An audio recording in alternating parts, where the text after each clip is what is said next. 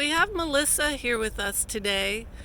When she was a little girl, she had a really interesting story she wanted to share with us. Um, her her entering into the paranormal, we could say.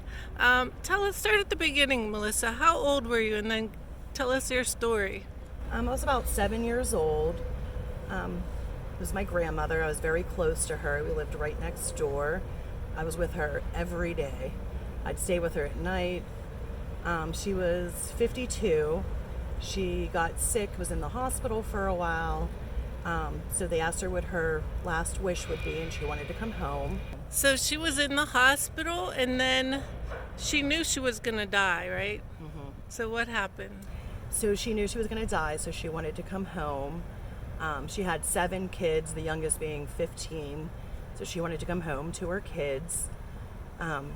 So that day, she never really woke back up, and we were trying to reach all of her kids.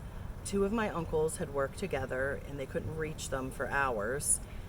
When they did get a hold of them, they finally came home, and she had passed away about 2 minutes after they got there.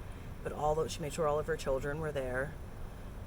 Later that night, I had stayed at the house, and when I walked up the steps, my grandmother was standing there, just telling me, "It's okay, come up here, come on, it's okay, I'm okay," just trying to get me to come up the steps with her. As a little girl, I was very afraid, and I couldn't bring myself to do it.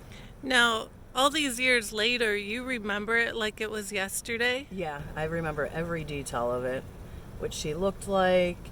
It was dark, but I could see her. She was almost just like a light. She had a white, like, nightgown dress on, and I just remember every detail. Did she look like you remember her? Did she look old? Did she look young? No, she looked the same. She was young when she died. She was only 52, so she looked the same.